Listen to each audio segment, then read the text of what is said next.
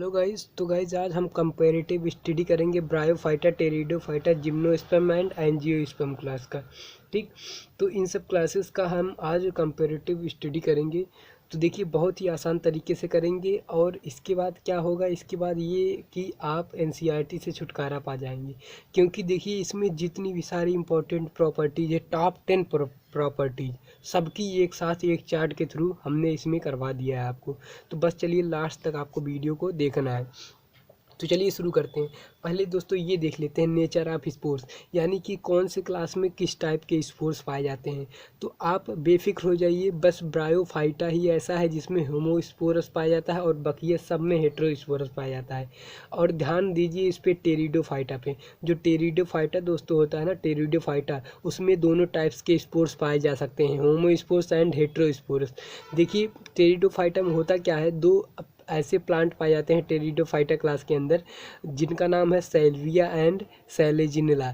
उनके जो स्पोर्स होते हैं वो हेटेरोस्पोरस होते हैं। और जबकि ज़्यादातर जो प्लांट टेरिडोफाइटा में पाए जाते हैं वो सब होमोस्पोरस होते हैं, यानी कि एक जैसे स्पोर्स प्रोड्यूस करते हैं। ठीक, और बाकी ये जिम्नोस्पर्म एंड एंजियोस्पर्म ये सब हेटेरोस्पोरस होते हैं। अब देख लेते हैं दोस्तों किस में वैस्कुलर टिश्यू पाया जाता है, किस में नहीं पाया जाता है। वैस्कुलर टिश्यू का मतलब होता है जाइलम एंड फ्लोएम। तो वैस्कुलर टिश्यू देखिए ब्रायोफाइटा में वैस्कुलर टिश्यू नहीं पाया जाता है, और बकिया तीनों में टेरिडो, जिम्नो एंड एंजियोस्पर्म में वैस्कुलर टिश्यू यानी कि जाइलम एंड फ्लोएम पाया जाता है।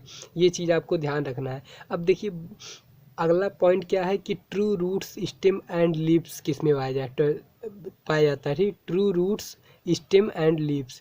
तो ब्रायोफाइटा में ये नहीं पाया जाता है। ठीक, true roots, stem and leaves नहीं पाए जाते हैं और बकिया सब में पाए जाते हैं। अब देखिए दोस्तों वैस्कुलर टिश्यू भी नहीं पाया जा रहा है ब्रायोफाइट में, true roots and stem and leaves भी नहीं पाया जा रहा है ब्रायोफाइट में। ऐसा क्यों होता है कि केवल इसमें ही वैस्कुलर टिश्यू भी नहीं पाया जा रहा है, true roots and stem and leaves भी नहीं पाया जा रहा है और बाकी सब में पाया जा रहा है। तो देखिए दोस्तों हमारे जो ओरिजिनेशन हुआ, प्लांट का ओरिजिनेशन हुआ, तो सबसे पहले जो अगर कह सकते हैं इन चारों में जो क्लास दिए गए हैं, तो सबसे पहले किसके प्लांट्स की ओरिजिनेशन हुई, वो थे ब्रायोफाइट्स। सबसे ओल्ड कह सकते हैं, ठीक, इन चारों में से। तो इसीलिए इनकी जो डेवलपमेंट थी वो कम थी, ये कम डेवलप थे। ठीक, इसीलिए ना तो इसमें वैस्कुलर टिश्यू पाए गए और ना ही इसमें true roots, stem and leaves पाए गए। ऐसे ऐसे देखिए प्लांट का डेवलपमेंट होता गया। टेरिडोफाइटा आया, जिम्नोस्पर्म आया एंड उसके बाद एंजियोस्पर्म आया। सबसे एडवांस प्लांट कौन सा है, सबसे एडवांस प्लांट किसको बोलते हैं, वो एंजियोस्पर्म के प्लांट्स को बोलते हैं। एंजियोस्पर्म क्लास के प्लांट्स को हम लोग सबसे एडवांस प्लांट बोलते हैं, क्योंकि सबसे लेटेस्ट और सबसे वेल डेवलप्ड एंजियोस्पर्म क्लास को माना जाता है। तो देखिए अगली प्रॉपर्टीज देखते हैं दोस्तों। तो अगली प्रॉपर्टीज है कि इसमें कौन से टाइप का डोमिनेंट फेस पाया जाता है। बहुत ज़्यादा इंपॉर्टेंट है, क्वेश्चन इससे बहुत बनते हैं सभी प्रॉपर्टीज पे, तो आपको ध्यान से देखना है। तो डोमिनेंट फेस में भी बस आपको एक चीज़ याद रखना है कि ब्रायोफाइटा जो होता है उसमें गेमेटोफाइट टाइप का डोमिनेंट फेस पाया जाता है, गेमेटोफाइट का डोमिनेंट फेस पाया जाता है। बकिया बचे हुए में स्पोरोफाइट का डोमिनेंट फेस पाया जाता है। टेरिडो, जिम्नो एंड एंजियोस्पर्म में डोमिनेंट फेस किस चीज़ का होता है, sporophytic as a dominant phase act करता है। अब दोस्तों नेक्स्ट प्रॉपर्टीज़ क्या है, नेक्स्ट प्रॉपर्टीज़ में ये है कि वाटर फॉर फर्टिलाइजेशन। ठीक, वाटर फॉर फर्टिलाइजेशन।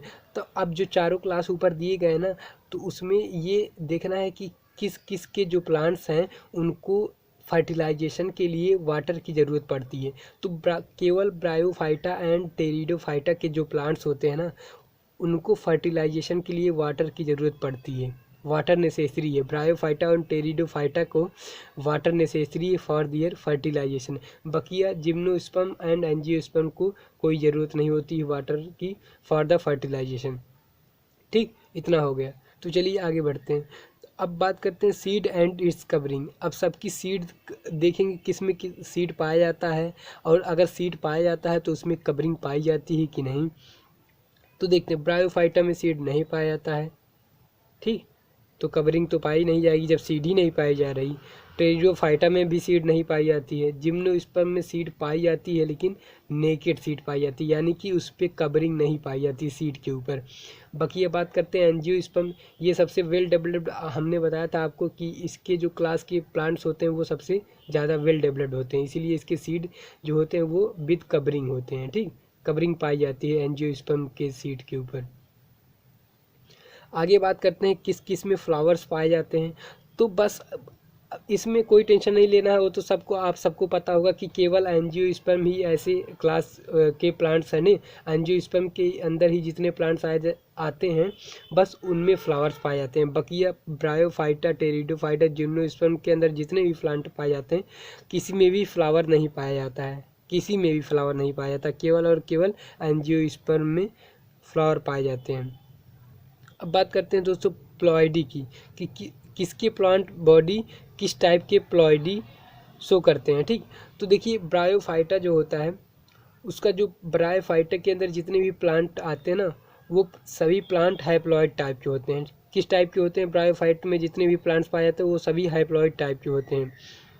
बकिया बचे हुए टेरिडोफाइट, जिम्नोस्पर्म एंड एंजियोस्पर्म, इनके जो प्लांट बॉडी होते हैं टेरिडो, जिम्नो एंड एंजियो के, वो डिप्लॉयड होते हैं। ठीक है, ये चीज़ आप याद रखिएगा। केवल और केवल जो ब्रायोफाइटा के प्लांट बॉडी होते हैं वो हैप्लॉयड होते हैं। बकिया बचे हुए जितने क्लास हैं उनके जो प्लांट बॉडी होते हैं वो डिप्लॉयड होते हैं। अब बात करते हैं दोस्तों किस में फ्लावर्स पाए जाते हैं या किस में कोन्स पाए जाते हैं, फ्लावर या कोन्स। तो आपको पहले से पता है कि ब्रायोफाइटा, टेरिडोफाइटा और जिम्नोस्पर्म में फ्लावर्स नहीं पाए जाते हैं। ठीक, तो कोन्स भी नहीं पाए जाते। ब्रायोफाइटा और टेरिडोफाइटा में कोन्स भी नहीं पाए जाते हैं। तो जिम्नोस्पर्म में दोस्तों कोन्स पाए जाते हैं। ठीक, जिम्नोस्पर्म में कोन्स पाए जाते हैं। इनके जो लीव्स होते हैं वो कोन्स फॉर्म में अपने आप को अरेंज कर लेते हैं, इसी को बोलते हैं कोन्स। ठीक, अब देखिए बकिया बात करें एंजियोस्पर्म, तो एंजियोस्पर्म में फ्लावर एंड कोन्स बोथ पाए जाते हैं, फ्लावर्स एंड कोन्स दोनों पाए जाते हैं।